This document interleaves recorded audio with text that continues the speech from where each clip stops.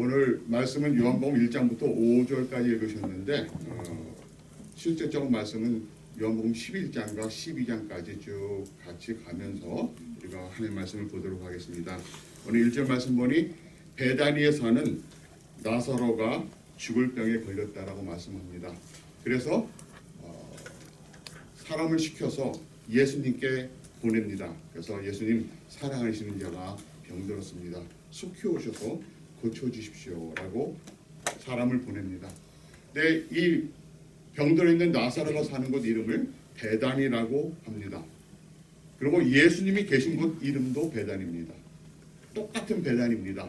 그런데 지금 이 나사로가 사는 곳은 예루살렘 근처에 있는 요단강을 중심으로 하면 서쪽에 있는 도시고, 이 지금 예수님이 계신 곳은 여러분들이 10장 40절 보면 다시 요단강 저편 요한이 처음으로 세례를 베풀던 곳에 가사 거기 거하시니, 세례 요한이 세례를 베풀던 그곳에 지금 예수님이 가 계시다고 말씀하는데, 그곳은 요단강 동편에 있는 베단이라는 또한 다른 동네입니다.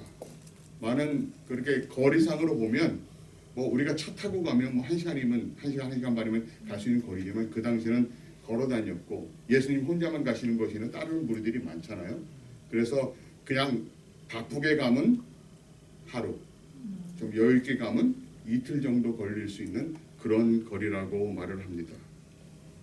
그런데 여기서 참 재미난 말씀을 보는 거는, 예수님께서 나사로가 죽을 병에 걸렸다는 말을 들으시고 서둘러서 가진 않으십니다. 이틀을 더 머무르십니다. 그곳에. 그러고 나사로가 죽은 걸 아시고 이제 나사로가 잠들었다.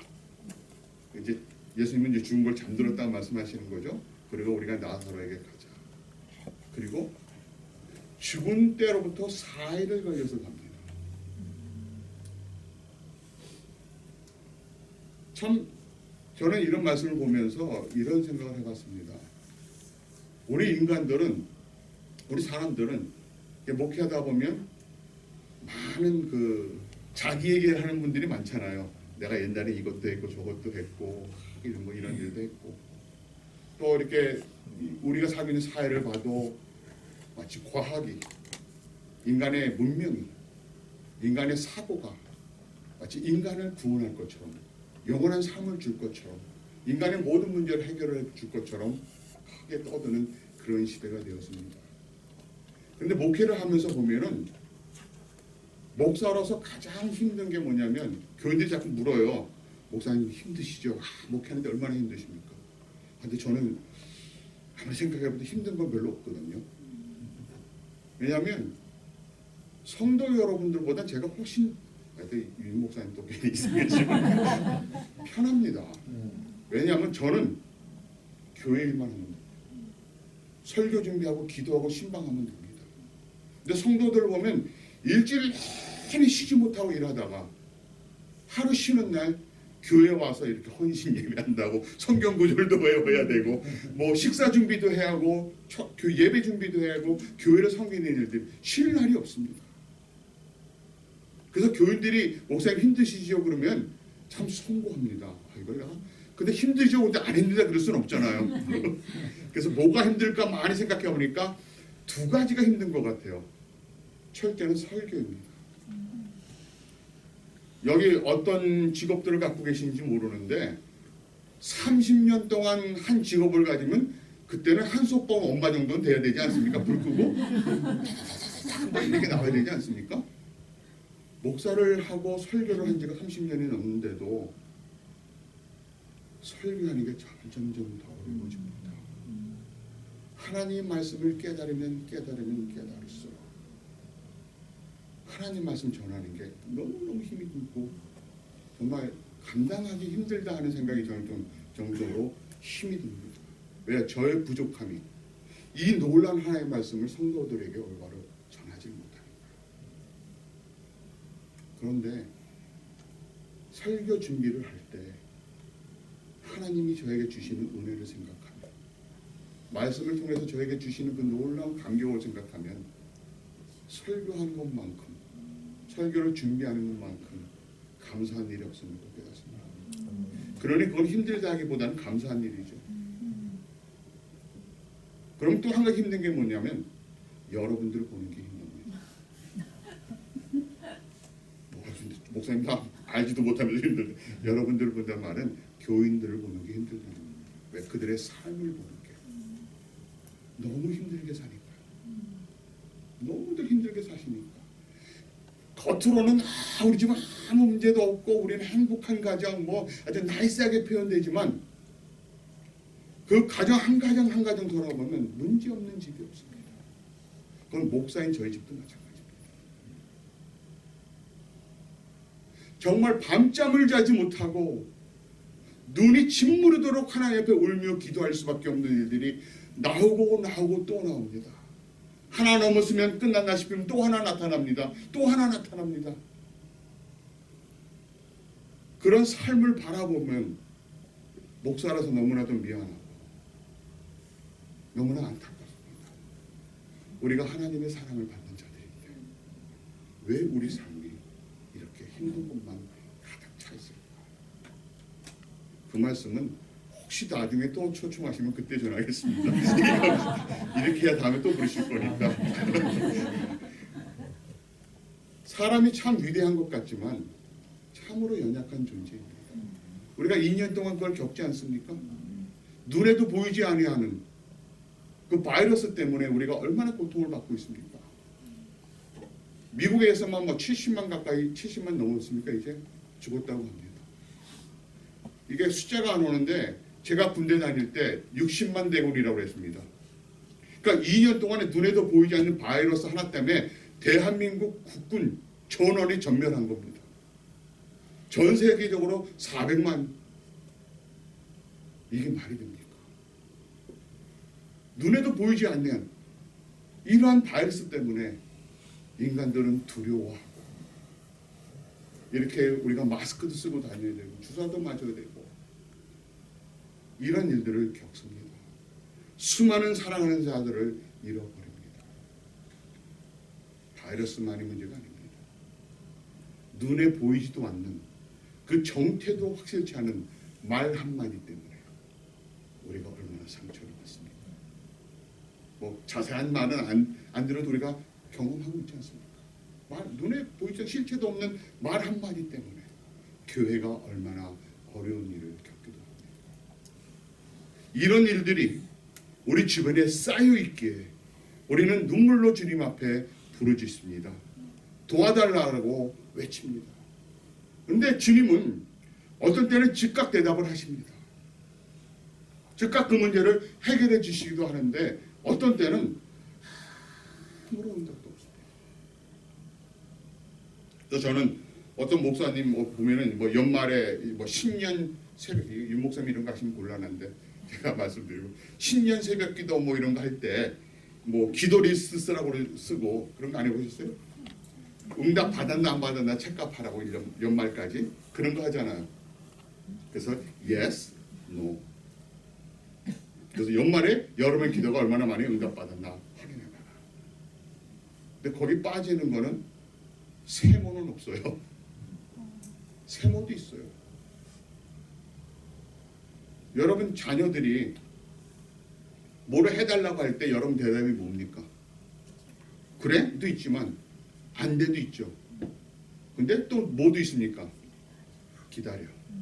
아직은 안 돼.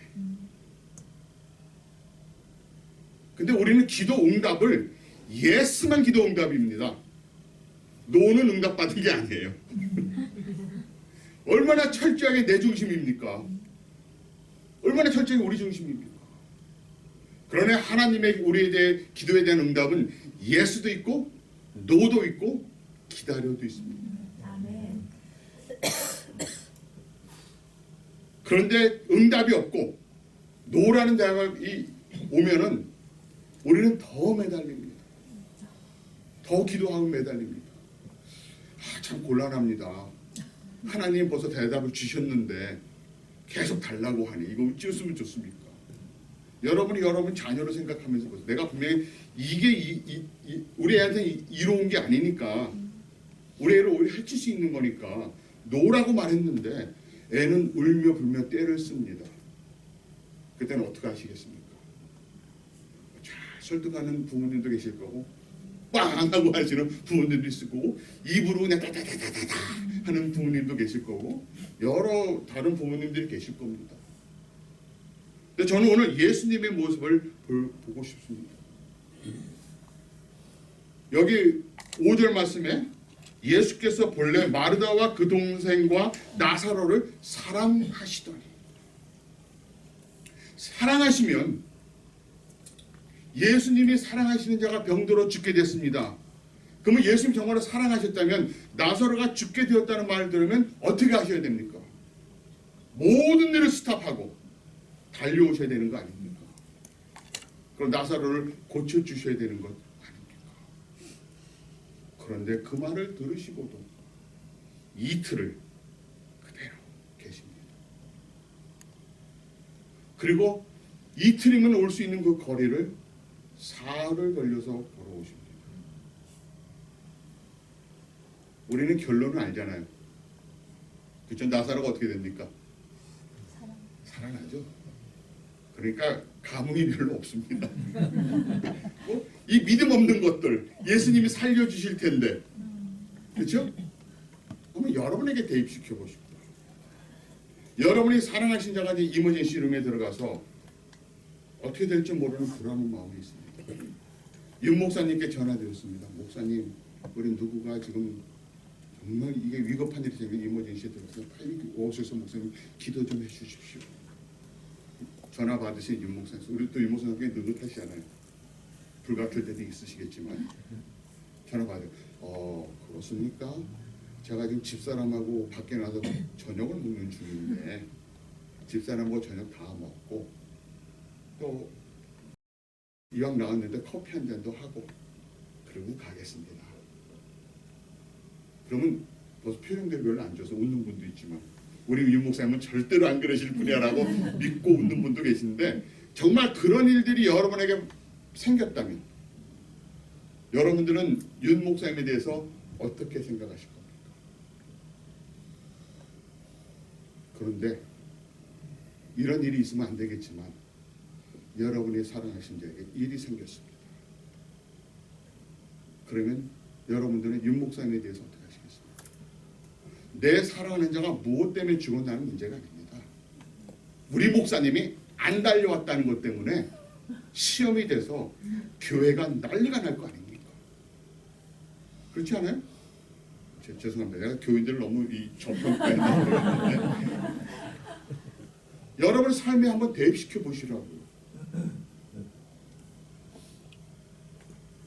참 예수님이 왜 이러실까? 왜 이러실까? 사랑한다며. 사랑한다. 오늘 나사로를 살리시는 이 표적은 요한복음에 나오는 마지막 7번째의 표적입니다. 이 요한복음은 다른 복음서와 다르게 마태, 마가, 누가복음은 예수님이 하신 일을 순차적으로 쭉 기록하고 예수님의 탄생부터 해서 쭉 순차적으로 순서적으로 기록해 놓은 것이 마태, 마가, 누가복음인데, 그래서 우리가 그걸 공관복음이에요. 같은 관점에서 복음서라 해서 공관복음이라 하죠. 근데 요한복음은 요한서가 특별히 1장부터 11장까지 예수님이 행하신 일 중에 7가지만을 선별해서 기록했습니다. 그리고 마태, 마가, 누가복음은 예수님이 하신 일 중에 이들을 기적, 이적 이런 걸 표현했는데, 요한 사도는 이 7가지를 기록하면서 뭐하라고 기록했냐면 표적이라고, 표적, 사인이라고 말씀했습니다. 그리고 이 7가지 이 표적을 행할 때는 표적을 행하시고 이 표적에 대한 해석의 말씀을 주시거나 말씀을 주신 후에 이것이 무슨 뜻인가를 이 표적을 통해서 보여주십니다. 특별히 예수님이 살리시는 것, 병든 자를 살리시는 그런 것이 요한복음 4장에 보면 왕의 신하의 아들이 나옵니다. 왕의 신하의 아들은 내 아들이 죽였으니까 예수님께서 가시지도 않고 네 아들이 나았다 라고 말씀합니다. 5장의 베데스다 연못의 병자는 38년 동안 그 병을 앓았습니다. 그러니까 예수님 만나기까지 38년을 기다려야 했습니다. 9장에 나오는 날 때부터 소경은 몇 살인지 모르지만 부모가 저희가 이제 성인이 되었으니 그에게 물어보라는 그 말씀을 보면 적어도 한 20년 정도는 날 때부터 소경으로 살았습니다. 그리고 오늘 나사로는 죽을 때까지 예수님을 만나지 못했습니다. 죽은 다음에 예수님을 모십니다. 이것이 바로 하나님께서 우리에게 하시는 모습입니다. 즉시 가시지도 않고 말씀으로 즉시 고치시기도 하고 38년을 기다려야 하고 평생을 기다려야 하고 죽을 때까지도 응답이 없을 수 있다는 것입니다. 사랑하시더니 아까도 말씀드렸지만은 지금 예수를 믿는 사람들로서 내 삶 가운데 일어나고 있는 일들이 이런 일들이 일어날 때 하나님이 정말로 나를 사랑하신다면 왜 이런 일이 나에게 일어날까? 분명히 하나님이 나를 사랑하시는데 왜 이런 일이 나에게 일어날까? 분명히 이 일을 내 삶 가운데 일어나도록 허락하시는 데는 하나님의 뜻이 있음을 바라보는 믿음의 눈이 있어야 합니다. 마르다와 마리아를 보면 분명히 예수님을 믿습니다. 예수님이 오시기만 하면 말씀 한마디면 죽어가던 내 오라비 나사라도 그 병에서 고침받을 것을 믿고 있습니다. 그런데 예수님을 아무리 기다려도 오시지 않고 나사로는 죽었습니다. 그 예수님이 오셨을 때에 마르다와 마르다가 예수님께 무엇이라고 했습니까? 우리 11장 21절 요한복음 11장 21절 우리 한번 읽어볼까요? 마르다가 예수께 여쭤오되 주께서 여기 계셨더라면 내가 죽지 아니하였나이다. 11장 32절 마리아가 예수님의 죽음을 주께서 여기 계셨더라면 내가 죽지 아니하였나이다. 이 자매가 짰죠. 똑같은 말이죠. 주께서 여기 계셨다면 내 오라비가 죽지 아니하였겠나이다. 근데 여러분, 제가 여러분께 죄송하지만 다른 걸 한 가지 시킬 테니까 한번 해보세요. 마리아 그 당시에 여러분이 마리아와 마르다라고 생각해보세요. 그럼 예수님께 어떤 식으로 얘기했을 것 같습니까? 지금 여러분이 한 것처럼 주께서 여기 계셨다라면 내 오라비가 죽지 아니하였겠사옵나이다. 그렇게 얘기했을 것 같아요. 자, 여러분이 지금 드라마의 주인공입니다. 제가 감독입니다. 각본은 여러분에게 주어졌습니다. 예수님께 신부꾼을 보냈는데 6일 있다 왔습니다. 6일. 그 빨리 오시면 하루, 천천히 이틀이면 올 수 있는 거를 6일 걸려서 오셔서 우리 오라비가 죽었습니다. 근데 예수님은 아주 태평하게 오셨습니다. 4일 동안 오셨으니 얼마나 편안하게 오셨겠어요. 힘들지도 않게 느릿느릿 할 거 다 하면서 그 예수님을 바라보는 순간 여러분들은 그 예수님께 어떤 마음으로 막 소리 지르라는 얘기는 아니에요. 소리 질러도 돼요. 여러분 성품에 따라 달라요. 조금 따지는 사람도 있을 거고 하는 사람도 있을 거고 그러니까 일단 여러분들의 성품대로 한번 이거를 한번 읽어봅시다. 요한복음 11장 21절 시작. 그러니까 예수께 여쭤오되 주께서 여기 계셨다면 내 오라비가 죽지 아니었을 텐데 왜 이제 오십니까? 뭐 이렇게 하지 않았겠어요 대충? 여러분들 아직도 신사적이세요. 어떻게 하나님의 말씀을 그렇게 읽습니까? 제가 여러분께 그 마음을 한번 깨달으라고 얘기합니다. 우리는 성경을 그냥 기록되어 있는 거로만 그냥 읽어요. 근데 나중에 좀 이따 말씀드려요. 성경이 꼭 그런 것만은 아니라는 겁니다. 좀 이따 말씀드리겠습니다. 예수님이 빨리 오셨으면 내 오라비가 죽지 않았을 텐데 왜 이제 오십니까? 원망과 한탄과 아쉬움이 뒤섞인 목소리로 예수님께 컴플레인하는 그런 목소리로 예수님께 말하지 않았습니까? 자매가 똑같이 믿는 믿음이 있습니다. 예수님께서 여기 오셨더라면 그걸로 끝입니다. 예수님을 분명히 믿고 있지만 자신들이 처한 상황 속에서 자신들이 가지고 있는 그 한계 안에서만 예수를 보고 있다는 것입니다. 예수님께서는 지금 우리가 당하고 있는 모든 일 그 위에 계시는 하나님이심을 바라보아야 합니다. 믿음이 적은 자들의 모습을 한번 제가 성경 두 군데로 보면서 여러분 한번 보겠습니다. 누가복음 1장 18절. 요한복음 앞에 있는 누가복음 1장 18절.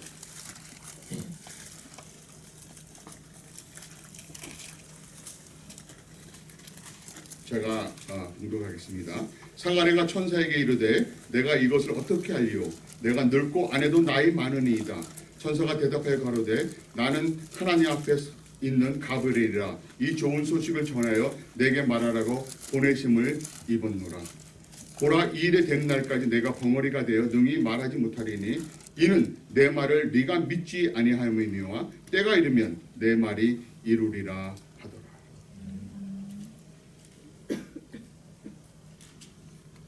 지금 사가랴가 제사장이어서 성전에 들어가서 하나님을 섬기는 일을 하고 있는데 가브리엘이 나타나서 때가 되면 내 말을 이루겠다. 네 아내 엘리자베스가 아이를 갖겠다라고 말합니다. 근데 여러분들이 누가복음 앞에 쭉 읽어보면 지금 하나님께서 내 기도를 들으셨다라고 말합니다. 내 기도를 들으셨다.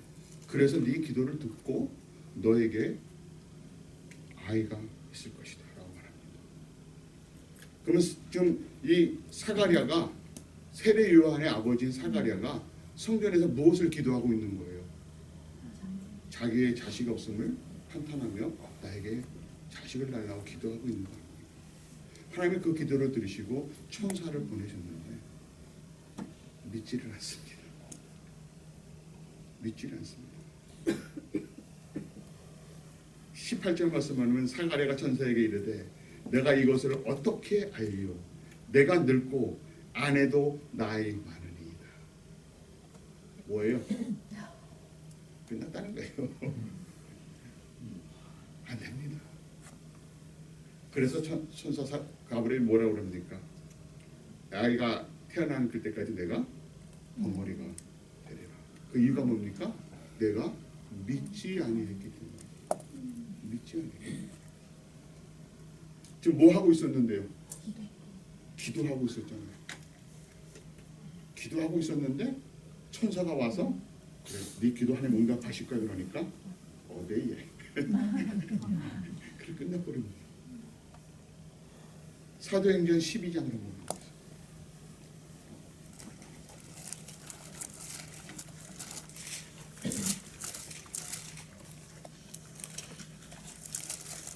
사도행전 12장 13절, 14절, 15절.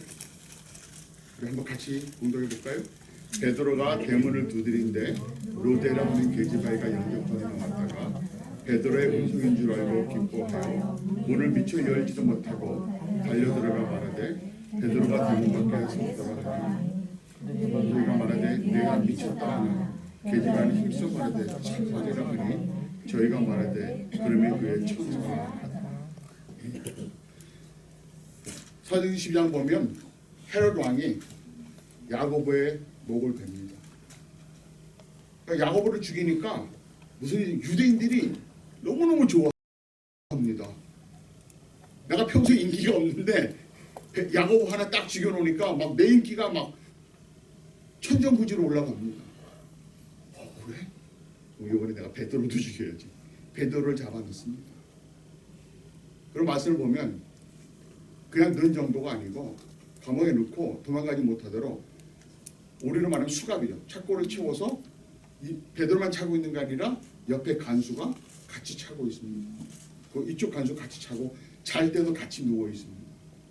간수도 힘든 일이죠. 그리고 그 밖에 또 간수 둘이 보초를 서고 있습니다. 철동같이 지키는 거죠. 근데 재미난 건 베드로는 참 속편합니다. 쿨쿨 하고 있습니다. 내일이면 내복이 달아나는데 쿨쿨 자고 천사가 와서 깨우는데 안 일어납니다. 천사가 옆구리를 야 일어나 할 정도로 푹 자고 있습니다. 그런 일이 벌어지고 있을 때 예루살렘 교회는 지금 무엇을 하고 있습니까? 집에 모여서 기도회를 하고 있습니다. 무슨 기도했을까요? 베드로를 살려달라고 기도하지 않겠습니다. 온전히 힘을 합하여 하나님 앞에 울부짖고 야고보도 죽었는데 당시 예루살렘의 두 기둥이라면 물론 12사도가 있지만 베드로와 야고보입니다. 근데 야고보도 죽었고 이제 베드로만 남아 있습니다. 그러니 얼마나 울부짖었습니까? 근데 밖에서 녹화하는 소리가 들립니다. 로데라는 조그만 소녀가 녹화하는 소리를 듣고 달려가서 보니 베드로 사도의 음성이 들립니다. 이 로데가 너무 놀라서 베드로에게 문을 열어주면 이 사단이 안 났을 텐데 문도 열어놓지 않고 안으로 들어가서 성도 여러분 밖에 베드로 사도가 왔어요 라고 외칩니다. 아니 우린 지금 베드로 사도 살려달라고 정말 하나님께 진심을 해서 기도가 있는데 이 조그만 애가 와가지고 이 기도의 분위기를 망쳐버립니다. 베드로가 왔다고. 그러니까 뭐라고 말합니까? 15절에 저희가 말하되 네가 누가 미친 겁니까? 네가 미쳤다. 자기들은 뭐 하고 있었는데요? 기도하고 있었는데. 그리고 그 기도의 응답이 문 밖에 서 있는데요. 미쳤다라고 말합니다.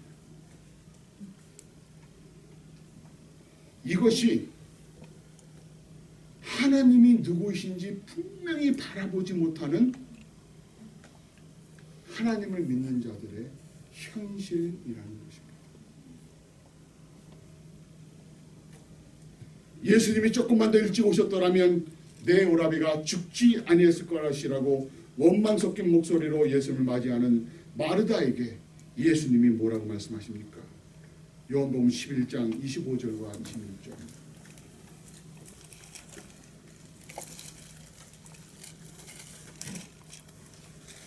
예수께서 이르시되 나는 부활이요 생명이니 나를 믿는 자는 죽어도 살겠고 무릇 살아서 나를 믿는 자는 영원히 죽지 아니하리니 내가 이것을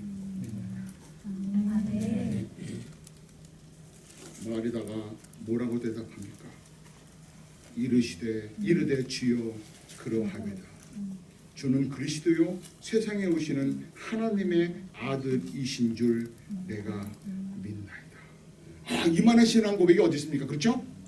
여러분이 하면 이거 이상 신앙 고백이 있습니까? 없습니까? 주는 그리스도요 세상에 오시는 하나님의 아들이신 줄 내가 믿나이다.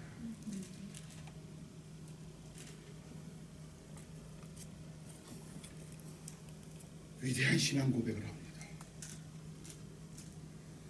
그러니까 뭐라고 그러는 줄 알아요? 또 한번 볼까요? 39절.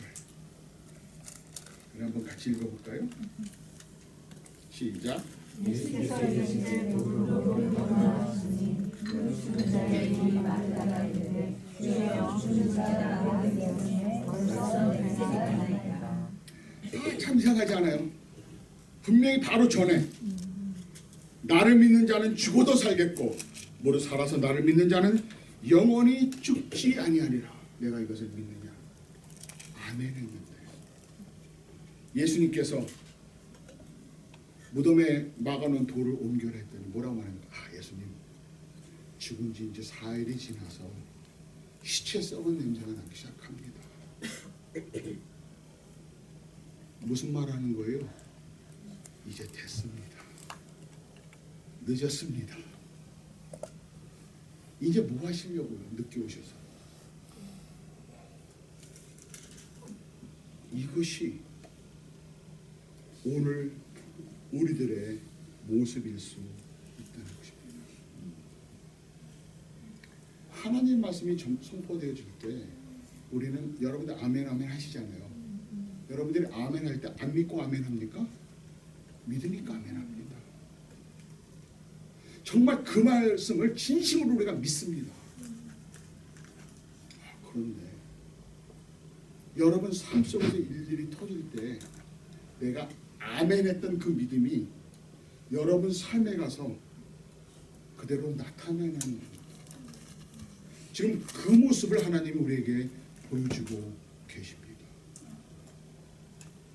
방금 아멘 해놓고 씻어본 냄새가 납니다. 이제 늦었습니다.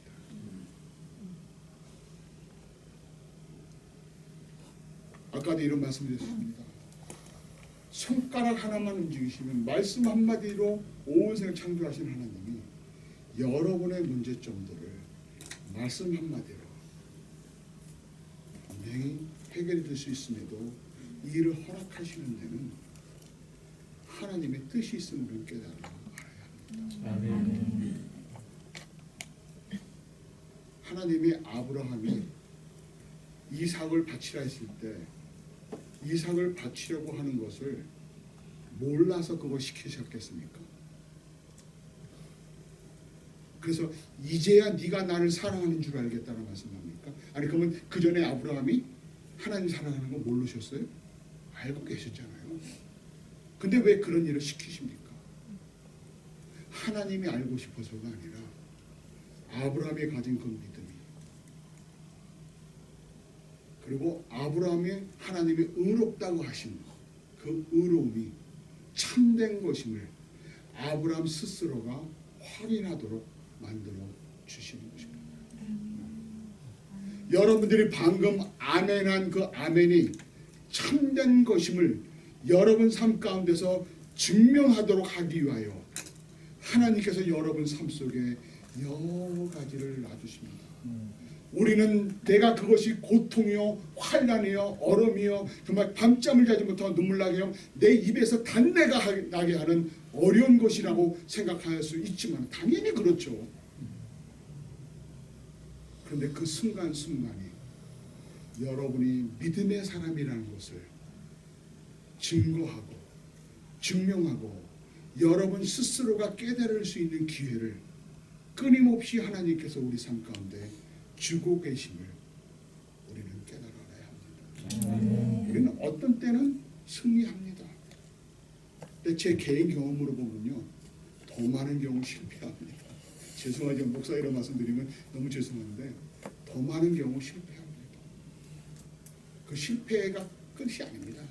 실패했기에 하나님께 더 고맙드립니다. 나의 나약함을 고백하고 나의 믿음 없음을 불쌍히 여겨달라고 하나님 앞에 더 꾸럭대도록 만들어 주십니다.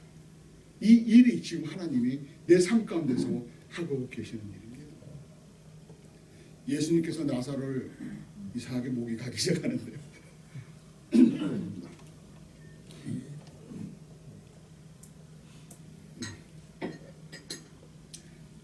예수님께서 나사로를 살리신 후에 마르다와 마리아의 삶이 어떻게 변화됐으리라고 생각하십니까? 웬만한 거 닥친다고 짜증낼까요? 네? 누구에게 아마 컴플레인 하려고 딱 이랬다가도 자기가 그 예수님께 했던 그게 생각나지 않을까요? 자기 믿음 없었음을 예수님을 올바로 바라보지 못했음을 회개하며 또한 그들이 어떠한 믿음을 가졌을 것인가를 생각해 보십시오. 물론 죽은 지 4일이 지나서 썩은 냄새가 나기 시작하던 나사로를 살아난 이것은 정말로 엄청난 역사입니다. 그래서 제가 여러분께 여쭤볼게요. 그 나사로 지금 어디에 있습니까? 혹시 그런 소문 들으셨어요? 저기 팔레스타인 광야 동굴 어디에 가면 2000살쯤 된 남자가 살고 있더라. 근데 한 명이면 안 돼요. 성경 보면 예수님이 3명 살렸거든요. 해당 야이로의 딸, 나인성 과부의 아들, 그리고 나사로를 살리셨거든요. 그럼 3명이 한 2000살 정도 됐는데 광야 그 동굴에서 숨어서 살더라 라는 소문 들으셨어요? 못 들었죠. 그들 지금 어디에 있습니까? 이 땅에서 죽었습니까? 안 죽었습니까? 이게 문제되는 거예요. 문제 해결을 해주고 병 고쳐주고 중국 살려줬는데 그 문제가 또 나고 또 나고 또 나오고 병을 고쳐줬는데 또 병에 걸리고 죽어버리면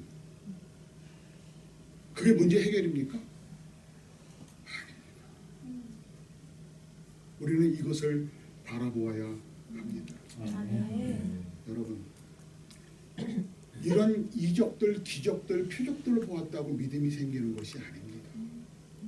우리가 뭐 간증할 때 보면 뭐 이런 일이 있어서 내가 예수를 믿게 되었다라고 간증하는 건 많겠습니다. 물론 틀린 말은 아닙니다. 본인의 주관적인 생각입니다. 그러나 성경은 뭐라 말씀하냐면 말씀 외에는 우리가 믿음을 얻을 길이 없다라고 말씀합니다. 로마서 10장에 믿음은 무엇에 나와요? 들으면서. 목사님 지금 로마서 강의하시니까 믿음은 들으면 하나님의 말씀으로 말합니다. 요한복음 17장 17장 보니 저희를 진리로 저희를 거룩하게 하옵소서. 당신의 말씀은 진리입니다. 하나님의 말씀이 우리를 깨끗하게 하고 내 삶이 내가 회개하는 것이 아니라 하나님의 말씀이 우리에게 믿음을 주시고 그 믿음을 통하여 우리를 날마다 거룩하게 하시는 일을 성령 하나님이 지금 우리 안에서 하고 있다는 말씀입니다. 우리 이적을 보았다고 믿음이 생깁니까? 정말 그렇습니까? 성경에서 이적을 제일 많이 본 사람들이 누굽니까? 이스라엘 백성들입니다. 광야에서. 그렇죠? 아침에 나가면 만나가 있고 바위를 치니 물이 나오고 고기 먹다 그러니 메추라기가 나. 아 요즘 물가도 슬슬 올라가는데 코스코 가서 고기 살라고 그러면 왜 이렇게 비싸요? 저희 집은 제가 시장을 보거든요. 저희 집사람의 지론이 뭐냐면 당신이 먹고 싶은 건 무조건 사거라. 내가 요리해 준답니다. 그러면 저는 무조건 사드립니다. 집사람이 똑똑한 것 같아요. 장 보기 싫으니까 저한테 시키는 것 같아요. 아, 코스코 고기가 왜 이렇게 비싼지. 저는 가장 행복했던 때가 매드카우 있었을 때입니다. 매드카우 아시죠 뭔지? 몇 년 전인가. 그 당시에 리바이가 코스코에서 7불 99였습니다. 매드카우가 나오니까 2불 99까지, 3불 19전까지 떨어졌습니다. 성경은 못하는 이런 건지 알아요. 얼마나 행복했는지요. 그때 매주 스테이크를 구웠습니다. 물가가 이렇게 올라갑니다. 근데 여러분의 아침에 냉장고를 딱 열면 우유가 있고 싱싱한 과일들이 있고 이쪽 냉장고에는 고기가 있고 쇼핑 간 거 아닙니다. 아침마다 이런 일이 생기면 어떨 것 같아요? 밖에 운전하러 딱 나가면 구름기둥이 여러분을 싹 앞에 가서 안전한 길로 인도합니다. 밤에는 구름이 잘 안 보이는데 요즘 눈이 침침한데 불기둥으로 싹 바뀝니다. 그럼 나를 인도합니다. 기가 막히지 않아요? 그런데 그 이스라엘 백성들이 광야에서 결론이 뭡니까? 히브리서 3장과 4장을 보니 저들이 믿지 아니함으로 가나안에 들어가지 못한다. 저들이 믿지 아니함으로 광야에서 다 죽었다라고 말씀합니다. 이적을 본다고 기적을 본다고 믿는 것이 아닙니다. 하나님이 주시지 아니하시면 성령 하나님이 우리 안에서 깨닫게 하시지 아니하시면 우리는 절대 볼 수도 깨달을 수 없는 존재임을 하나님 앞에 고백해야 됩니다. 아멘. 요한복음 11장 53절 말씀 보십시오. 요한복음 11장 53절을 같이 보겠습니다. 이날부터는 그들이 예수를 죽이려고 여러분 이렇게 강박한 사람들이 세상에 어디 있습니까? 예수님이 죽은 지 4일이 지나서 썩은 냄새가 시작하던 나사로를 살려냈습니다. 근데 그날부터 이들이 예수를 잡아 죽이려 모의하더라. 그러니까 다시는 기적을 봤으니 예수를 믿었다고 말씀하지 마십시오. 하나님이 주시지 아니하시면 죽은 자가 내 눈앞에서 살아났는데도 예수를 죽이려고 모의합니다.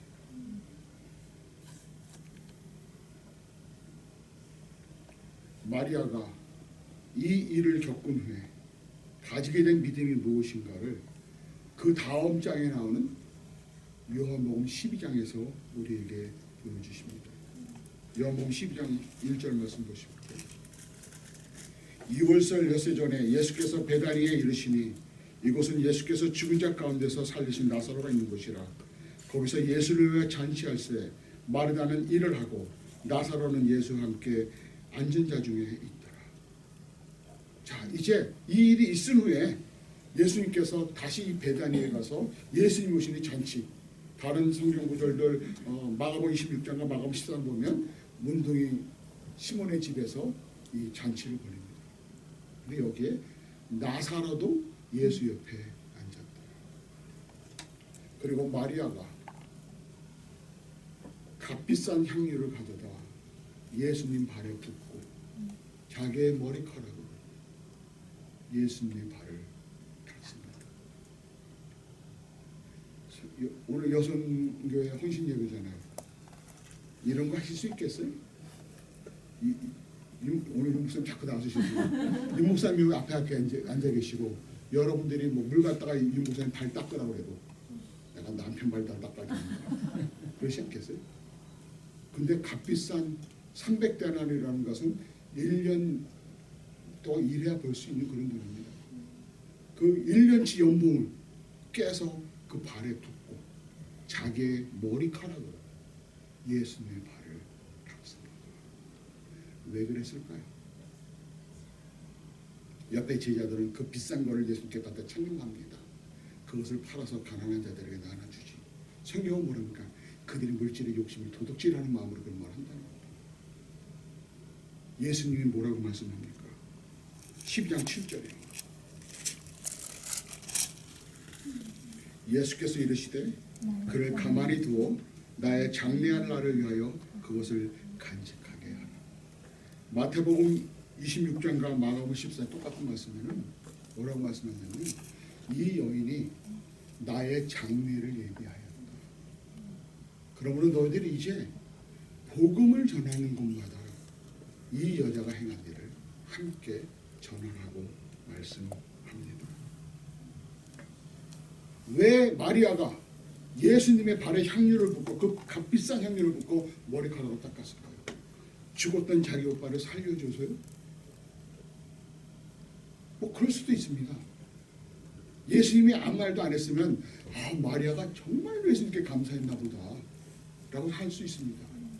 근데 예수님은 그렇게 끝나진 않으십니다. 예수님은 그녀의 마음을 보시는, 그녀의 심령을 보시는 예수님께서 말합니까? 그가 나의 죽음을 예비하여. 재미난 거는 성경이 조금 다르게 서로 다르게 기록합니다. 그냥 마가와 마태는 머리에 부었다라고 표현됩니다. 그리고 이 여인의 이름이 뭔지를 기록하지 않습니다. 근데 요한은 굉장히 세심해. 요한서를 보면 베드로가 예수님을 부인한 후에 부인할 때 그 회장장 그 집에 가서 불을 쬐잖아요. 다른 성경과 같이 겹불을 쬐 거로 되는데 요한은 숯불을 쬐었다 그래요. 아주 정확하게 표현해요. 숯불. 그리고 예수님께서 부활하신 후에 디베라 바다에서 베드로를 찾을 때 숯불에다가 고기를 구워서 베드로에게 네가 나를 사랑하느냐. 숯불 앞에서 예수님을 3번 부인했던 베드로를 찾아가셔서 숯불 앞에서 사랑의 고백을 하게 하시고 명령을 주십니다. 사도 요한이처럼 아주 세밀하게 기록을 합니다. 마가와 마태는 머리에 부었다라고 만든 여기는 발에 붓고 머리카락으로 닦았다. 그래서 이 요한복음을 주의하는 많은 신학자들이 얘기할 때 머리에 붓는 것은 영광을 나타냅니다. 그래서 왕이나 제사장이나 선지자를 살 때 머리에 기름을 붓습니다. 머리에 기름을 붓습니다. 우리가 목사를 세울 때도 그래서 머리에 손을 얹고 기도합니다. 발에 손을 얹고 기도하지 않거든요. 안수를 머리에. 근데 발에 붓는 거는 뭐냐? 유대인의 관습은 발에 향유를 붓는 건 시체에만 붓는 겁니다. 죽은 시체. 그래서 세례요한은 이것을 세밀하게 기록하면서 예수님이 오시면 이녀가 참 이녀라 말이 있는데 이 여자가 나의 죽음을 예비하여. 지금 11장 바로 11장에서 마리아가 어떤 믿음을 가지게 된 겁니까? 예수님은 부활이요 생명이시고 나의 하나님이심을 깨달은 겁니다. 그래서 지금 예수님 앞에 나와 그 예수님의 발에 기름을 붓고 자기 머리를 닦은 거 뭡니까? 내 오빠를 살려주셔서 너무 감사합니다가 아니라 예수님이 누구이신 거를, 그리고 예수님이 앞으로 십자가에서 죽으신 그 죽으심으로 말미암아, 그리고 죽음을 깨치고 부활하시는 그 부활로 말미암아 우리가 예수 그리스도의 죽음과 예수 그리스도의 부활에 함께 참여할 것을 바라보는 믿음으로, 그 믿음의 행위를 한 것이 바로 예수님께 이런 일을 했다는 것입니다. 아멘. 오늘 헌신 예배를 드리는 여성교회 여러분, 여러분의 헌신이 바로 이런 것이어야 합니다. 예수님이 누구신지를 분명히 바라보고 그 예수님에 대한 여러분의 신앙의 고백이 되어야 합니다. 아멘. 이런 말씀드리면 너무 죄송한데 저 목사님 목회를 그렇게 부정적으로만 했나? 라고 생각했는데 그렇지 않습니다. 근데 우리 여성도들은 이렇게 보면 다 그런 건 아닌데 어떤 분들을 보면 내 남편에 대한 게 굉장히 강합니다. 집에서는 죽으나 둘이 싸울지라도 교회 오면 웃으시는 거 보니까 회개하시는 거죠. 교회 오면 내 남편은 우리 교회 장로요. 집사. 나는 욕해도 되지만 내 남편을 욕하는 자들은 내가 결단코 용서하지 않는다. 그리고 사실 나는 그만한 믿음이 없는데, 그만큼 봉사할 마음도 없는데 내 남편이 목사니까, 내 남편이 장로이니까, 내 남편이 안수 집사니까 열심히 그 쓰고, 내가 말 실수하는 것 같은데 혹시 누구를 쳐다보거나 누구 지금 부인이 이러시나 그런 생각하지 마세요. 일반적인 말씀드립니다. 그러면 기쁨이 없습니다. 기쁨이 없으면 시험에 듭니다. 시험에 들기 시작하면 번아웃 됩니다. 교회 일을 안 하는 사람은요 시험 될 일도 없습니다. 와서 예배만 드리고 가면 돼. 교회에서 뭐 일이 모르지 뭘 하든 예배는, 교회 일 열심히 하는 사람이요 말도 많이 듣고 시험에도 많이 듭니다. 여러분들 교회 떠나는 사람들 보면 열심히 하던 사람들입니다.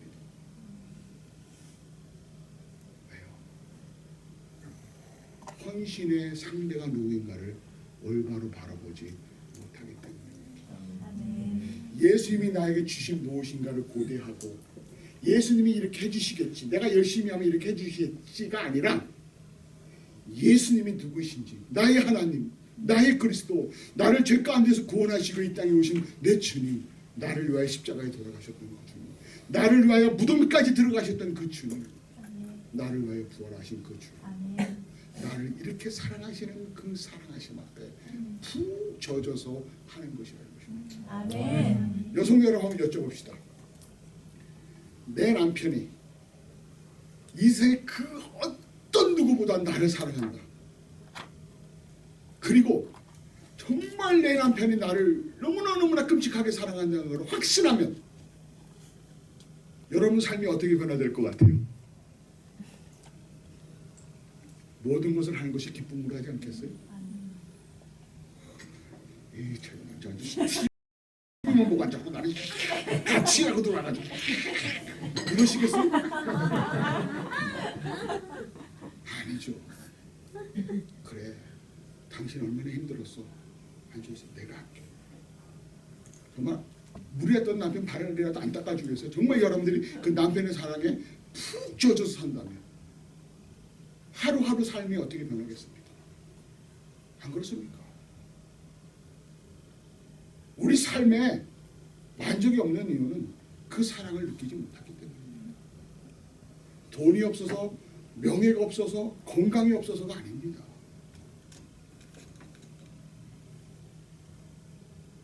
정말로 여러분이 우리의 영원한 신랑이신 예수 그리스도의 사랑을 깨닫고 그 사랑에 푹 쪄서 한다면 눈에 보이는 남편이 좀 잘못해도 넘어갈 수 있습니다. 아멘. 내가 남편이니까 아내 얘기면 아니야. 내 아내가 조금 그래도 넘어갈 수 있어요. 왜요? 예수 그리스도의 눈으로 바라보기 때문입니다. 예수 그리스도의 사랑으로 서로를 바라보기 때문입니다. 저는 우리 교인들에게 가끔 이런 얘기를 합니다. 여러분이 없으면, 아니 제가 없으면 여러분들은 천국이 완성 안 됩니다. 라고 얘기합니다. 세상에 최고로 교만한 목사 여러분 여러분께 제가 자신 있게 말합니다. 저 없으면 여러분 천국 못 들어가요. 왜? 천국이 완성 안 되기 때문에. 무슨 말 하는지 대충 아시겠죠?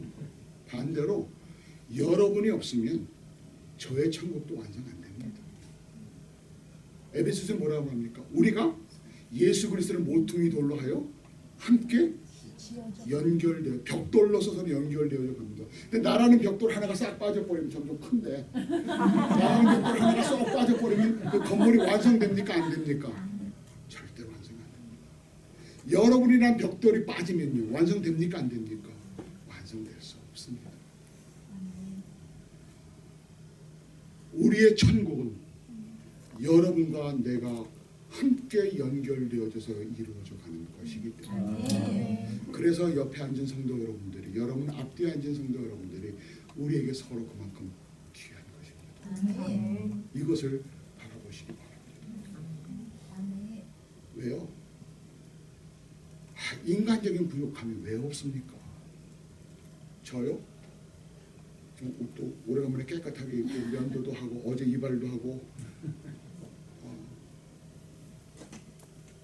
제가 저의 죄악 때문에 합니다. 저는 교인들에게 이렇게 얘기합니다.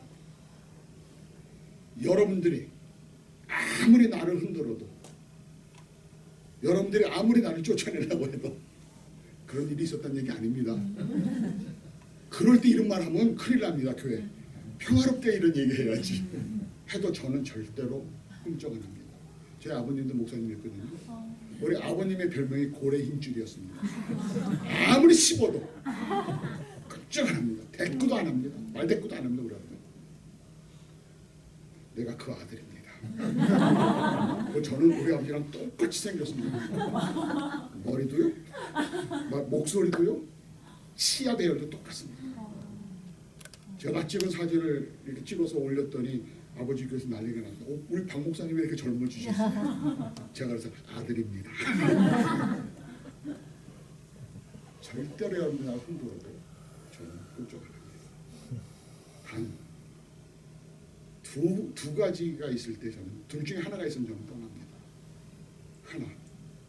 하나님이 떠나라 할 때 떠납니다. 제가 그래서 이거를 아리조나에서 떠날 때 그 얘기를 해서 제가 갑자기 일주일 전에 발표했거든요. 다음 주로 사임합니다. 근데 교인들이 깜짝 놀라서 왜 그러냐, 목사님 무슨 섭섭한 일이 있어요? 왜 그래서 떠납니다. 왜요? 내가 지난번에 얘기했잖아요. 하나님이 떠나라 하면 떠난다. 내일이 끝났으니까 떠납니다. 내일이 끝났으니까 떠납니다. 두 번째, 와이프가 그만두라면 그만둡니다. 제가 애처가라서가 아니라 저는 소문난 애처가입니다. 제 스스로가 말하는 와이프는 그래서 저 생각 안 합니다.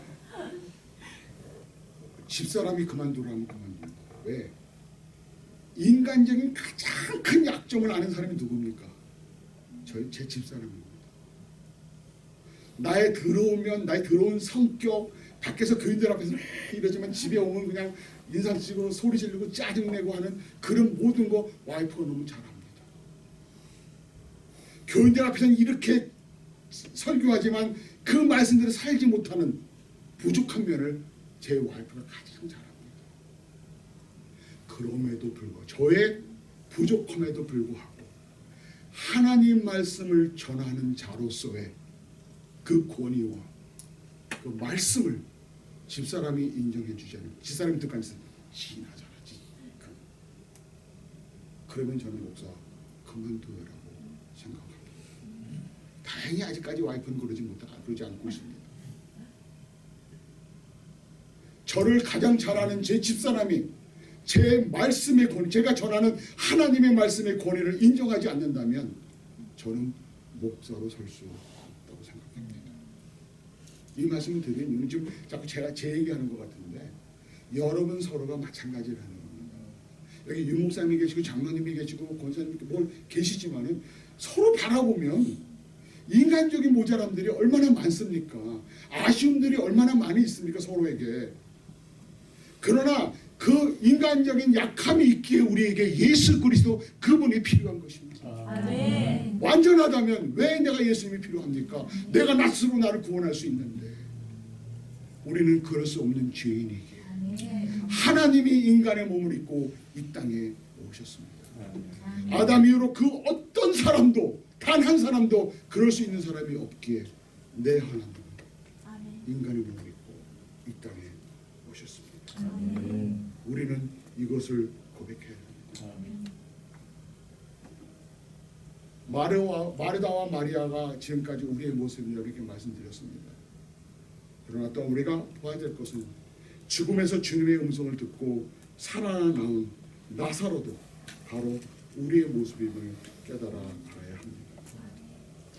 죽어서 썩은 냄새가 나던 나사로를 향하여 예수님께서 큰 소리로 외치십니다.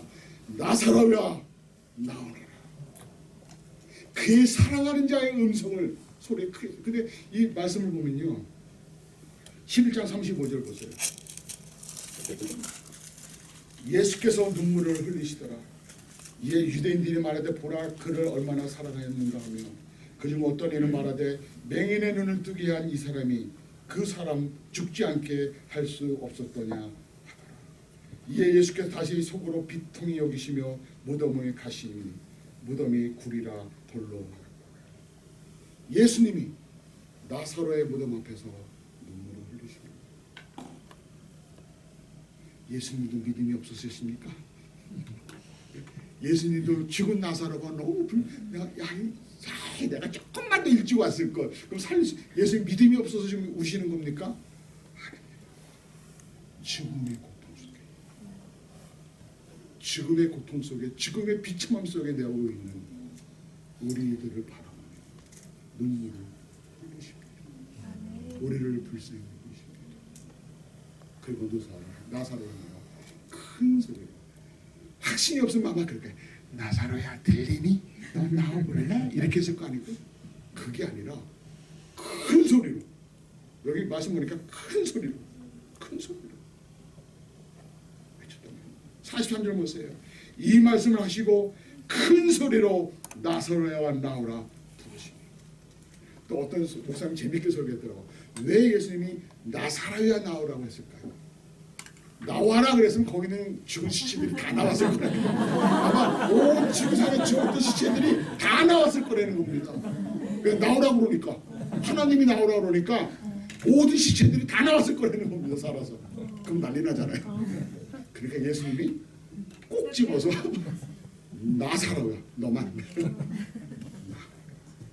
나사로야.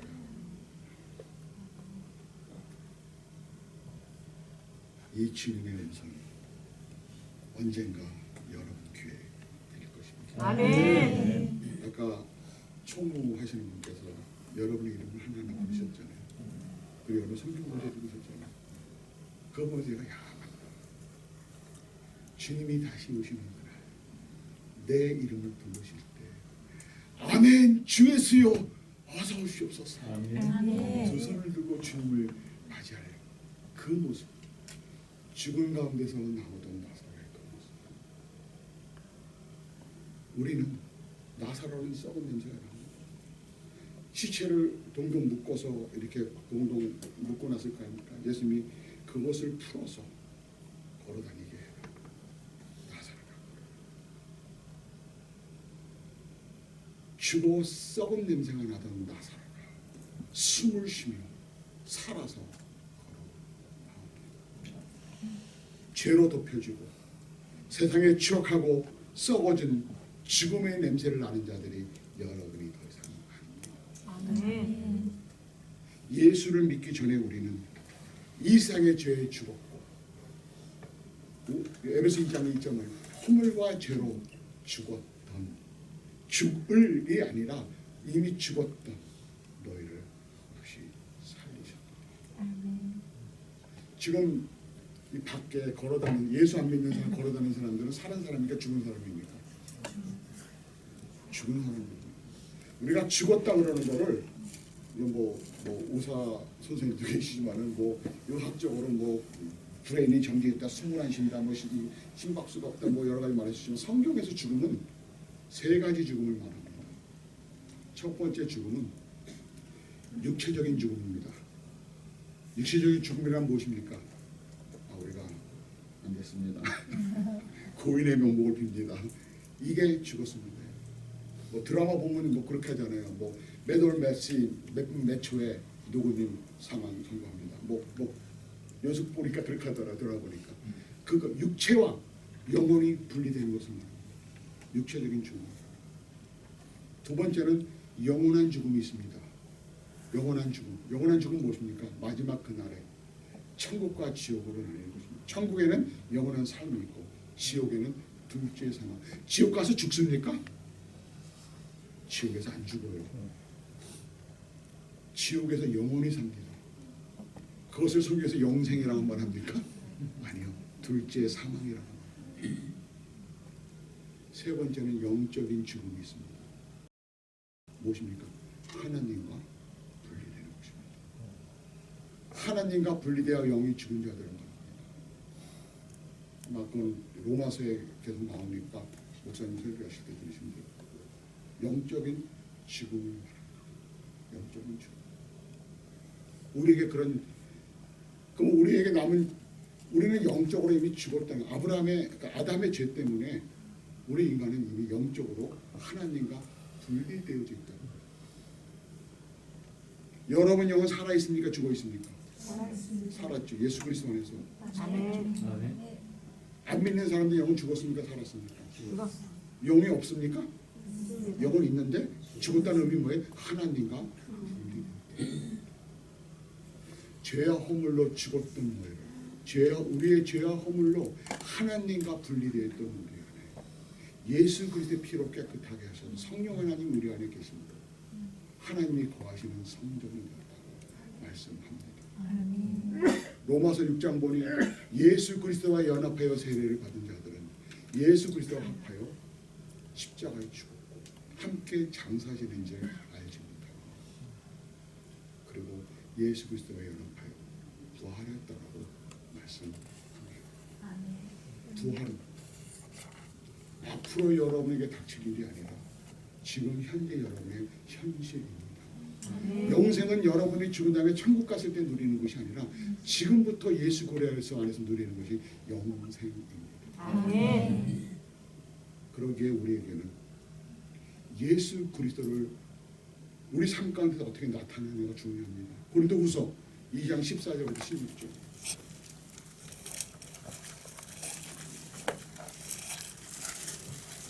고린도후서 2장 14절 16절. 같이 함께 공동하겠습니다. 항상 우리를 그리스도 안에서 이기게 하시고 우리로 말미암아 께서 그리스도 아는 냄새를 나타내시는 하나님께 감사합니다. 우리는 구원받는 자에게나 망하는 자들에게나 하나님 앞에서 그리스도의 향기니 이 사람의 삶을 쫓아 사망에 이르는 냄새요 저 사람의 삶을 쫓아 생명에 이르는 냄새요. 여러분이 하나님 앞에서 그리스도의 뭐라고요? 향기. 이제 여러분들의 삶 속에서는 죄악된 인간들의 자기의 욕망 가운데 사는 사람들의 썩은 죄악의 냄새나는 존재들이 아니라 하나님 앞에서 그리스도의 향기가 냄새 맡아보세요. 어떤 냄새가 나요? 여러분 삶에서 여러분이 예수 그리스도 안에서 어떠한 사람이 되었는가를 분명히 보시기 바랍니다. 여러분 여선교회가 헌신 예배를 드리시면서 여러분들의 모든 헌신이 예수 그리스도의 향기를 바라는 것이에요. 우리 새벽 이슬 교회가 예수 그리스도의 향기만 바라는 교회가 돼요. 지금 이 악취가 진동하는 이 세상 가운데서 이 생명의 향기를 죽음 가운데서 방황하는 자들이 이 예수 그리스도의 향기 때문에 이 교회에 모시길 바랍니다. 저는 그런 얘기합니다. 절대 어디 나가서 우리 교회 목사 좋다는 얘기 하지 마라. 뭐 그런 일도 없지만 하지 마라. 우리 교회 목사님 이것도 좋고 저것도 좋고 해서 목사 좋다는 얘기 듣고 오면 반드시 실망합니다. 우리 교회 장로님 이런 얘기도 하지 마라. 우리 교회 권사님 그런 얘기도 하지 마라. 왜요? 사람은 사람이다. 아멘. 우리 교회에 오면 살아있는 하나님 말씀이 있습니다. 아멘. 우리 교회에 오면 하나님의 복음만이 전파됩니다. 아멘. 우리 교회에 오면 예수 그리스도만이 전파됩니다. 아멘. 우리 교회에 오면 당신은 예수 그리스도의 향기를 맡을 것입니다. 아멘. 우리 교회에 오면 당신은 예수 그리스도의 사랑을 느낄 수 있을 것입니다. 아멘. 이런 교회가 되시기를 간절히 바랍니다. 아멘. 죽었던 우리의 이름을 불러주셨습니다. 여러분의 이름을 한 명 한 명 불러주셨습니다. 내가 너를 지명하여 부르나니 너는 될 것이다. 지명하여 불렀다는 건요, 한 명 한 명 이름을 불렀다. 여러분의 이름을 하나하나 불러서 하늘나라의 생명책을 기록하셨다는 겁니다. 아멘. 내가 너를 지명하여 부르나니 너는 될 것이다. 이 생명책에 기록된 이 이름 마지막으로 다시 부를 것입니다. 아멘. 이제 결론을 말씀드리겠습니다. 목사님 1시간 넘게 해도 좋다. 1시간 50분 하고 간 분도 있다. 그래서 고민이 많이 됐었습니다. 왜요? 다른 교회 가면은 표가 뭐냐? 설교가 짧은 법자는 복이 있나니 다시 초청함을 받을 것입니다. 저 다른 교회 가면 25분 안으로 설교를 끝내려고 굉장히 노력하는데 저희 교회는 한 40분 합니다. 근데 목사님이 하시더라도 또 순진하게 또 오래 하네요. 결론을 내야겠습니다. 예수님께서 여러분을 사랑하시더니, 오늘 제목이 사랑하시더니잖아요. 사랑하시더니 하신 일이 무엇입니까? 로마서 5장으로 가겠습니다.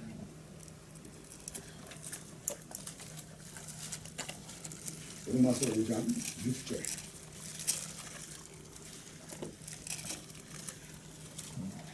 같이 공부하겠습니다. 우리가 아직 연약할 때 기억대로 그리스도께서 교훈을 지하는 것을 죽으셨습니다. 10절 보겠습니다. 곧 우리가 원수 되었을 때 그 아들의 죽으심으로 말미암아 하나님의 도구로 화목되었은즉 화목된 자로서는 더욱 그의 살아심을 인하여 구원을 받을 것이다. 5장 8절 다시 봅니다. 우리가 아직 죄인 되었을 때 그리스도께서 우리를 위하여 죽으심으로 하나님께서 우리에게 대한 자기의 사랑을 확증하십니다.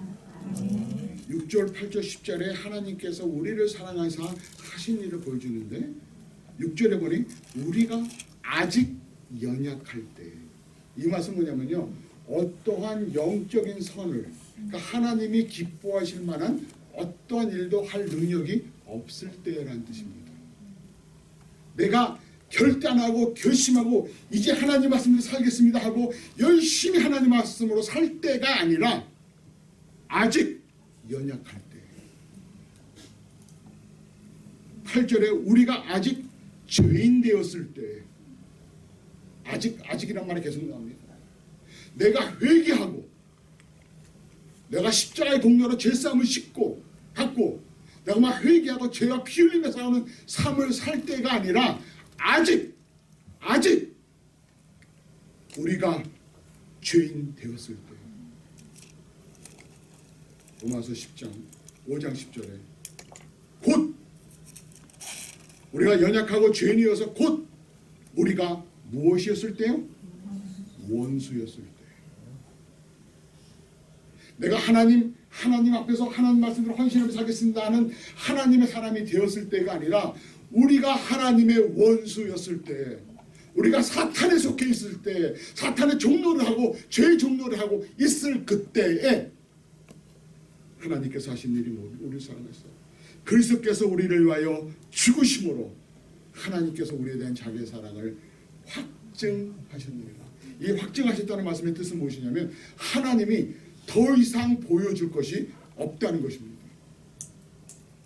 아까도 말씀드렸지만은 이 사랑이 좀 큰 문제입니다. 애들이 커가면 뭐 조그만 때는 말도 잘 듣고 얘네들이 사춘기 들어가면은 엄마한테 뭐라 해요? 엄마 정말 나 사랑해? 요즘 애들은 제 아버님께 여태까지 단 한 번도 사랑한다는 얘기를 들어본 적이 없습니다. 참 불행한 아들이죠. 주소온 자식이. 단 한 번도 아버지한테서 사랑한다는 말 들어본 적이 없습니다. 어렸을 때 우리 삼촌들이 할머니가 너는 저 춘천 무슨 소양강 다리 밑에 주워 왔던 얘기 엄청 들었습니다. 근데 저는 확신합니다. 아무리 거울을 봐도 나를 주워와도 이렇게 잘 주워올 수 없어요. 아버지랑 너무 똑같습니다. 단 한 번도 아버지한테서 사랑한다는 얘기를 들어본 적이 없어요. 물론 제가 어렸을 때 이렇게 하셨을 제가 이렇게 기억하기는 한 번도 들은 적이 없다는 얘기예요. 괜히 우리 아버지의 또 모험하는 것 같은데 없다. 뿐만 아니라 저도 아버님께 단 한 번도 사랑한다는 말 해본 기억이 없습니다. 사랑은 말로 하는 것이 아니기 때문에. 그러나 단 한 번도 아버지의 사랑을 의식한 적이 없습니다. 이제 코비드 때문에 지금 2년 동안 아버님이 93세시기 때문에 매년 가서 뵀는데 지난 3년 동안 가지를 못했습니다. 내년에는 그 형이 전화가 와서 야 내년에 와야 아버지가 그때까지 버틸 수 있을지 모르겠다. 그래서 내년에 식구 다 데리고 가려고 생각하고 있습니다. 빨리 코비드가 다 정리가 돼야 될 텐데. 4년 전에 한국 갈 때 제가 결심을 했습니다. 내가 언제 아버님을 요번이 아버님을 마지막 뵐 수도 일 수도 있는데 내가 아버님한테 사랑한다는 말을 안 하면 내가 마음에 맨이 맺힐 것 같다. 그래서 이번에는 꼭 사랑한다고 아버지 다 안아드리고 와야지. 왜 말이요? 비행기 태갈 때까지 못하고 왔습니다. 입에만 맹맹 돕니다. 참 불효자다. 엄마한테도 사랑한다는 말을 해본 적이 없는 것 같습니다. 그러나 사랑을 의식한 적이 없습니다. 그러나 요즘 아이들은 엄마가 마켓에서 뭐 엄마 어디 갔어? 이거 좀 사줘. 그럼 안 사주면 because you don't love me. 때리면 그것은 전화부터 듭니다. 학교 선생님한테 나이너난 건다고 엄마가 때려. 저는 실제로 교회에서 그런 일을 봤어요. 엄마가 때린다고 교회 사무실에 와가지고 목사님 전화 좀 쓰겠다고 해서 왜 그랬더니 나이너난 거 왜? 그냥 엄마가 때렸다는 거. 엄마가 때렸다는 거. 그래가지고 그래? 제가 제 핸드폰 주고 너 일로 와. 나한테 좀 맞자. 폴리스한테 내 전화로 전화해. 어디 내 애들이 학교에서 그렇게 받으니까. 근데 여러분 우리들도 그렇게 하지 않습니까? 하나님이 안 해주시면 하나님 정말 나 사랑하시고 사랑하는 겁니까? 라고 얘기하지 않습니까? 혹시? 근데 여러분 자녀가 엄마한테 아버지한테 엄마 아빠가 나 사랑하는 증거 보여줘. 그럼 어떻게 합니까? 이게 뭐 방법이 없잖아요. 이거 속을 뭐 뒤집어 보여줄 수도 없고요. 방법이 없잖아요. 그러니까 하는 말이 뭡니까? 너 커서 너 같은 놈 나와봐요. 우리 엄마도 그 얘기 많이 해줘 저한테. 너 커서 너 같은 놈 나와봐. 저는 그런 속적이지는 않아서 근데 제가 나가면 꼭 이상하게 뭘 하면 누구 이빨이 부러지고 눈이 그걸 던지면 나는 지금 장꼬리 뜨고 뭐 이렇게 깡패짓을 했다는 얘기 아니라 저는 4살 때부터 목사 되겠다고 하는 근데 장난이 굉장히 심했어요. 얼마나 사고를 마치고 얼마나 많이 다쳐서 오는지. 그러니까 엄마가 속상하니까 저 하나 기르는 게 제 다른 두 형제 기르는 것보다 힘들었대요. 너무 많이 다치고 가서 깨부시고 오고.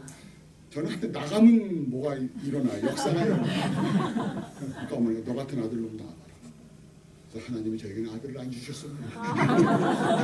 딸만 드립니다.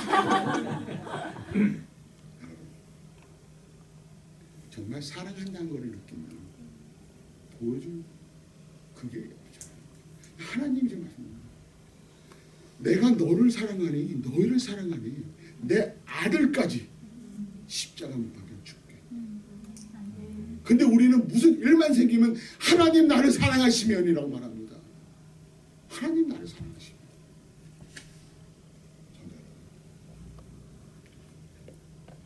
그리스도께서 우리를 위하여 죽으심으로 하나님께서 우리에 대한 자기의 사랑을 확증하셨느니라. 예수 그리스도의 십자가가 그리고 그의 부활에 우리를 향한 하나님의 사랑의 확증이를 하나님이 더 이상 보여줄 게 없다. 야, 내가 내 아들도 너를 위하여 목숨을 바치게 했고 내 보좌도 함께 앉자 그러고 내 나라도 함께 누리자라고 하는데 더 달라고 하니 우리는 얼마나 욕심이 끝이 없습니까?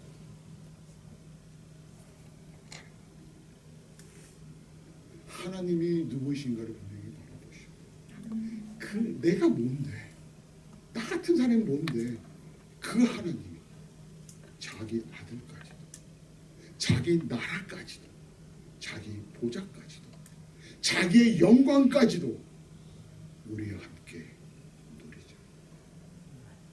하나님이 우리에 대한 사랑이 너무너무 크시기에 하나님 자신이 죽지 않고는 이룰 수 없는, 그 반면에 우리 죄가 너무나 극악하고 더럽기에 하나님이 죽지 않고는 해결될 수 없을 정도로 더럽고 추악하고 비참하기에 하나님이 이 일을 해주셨습니다.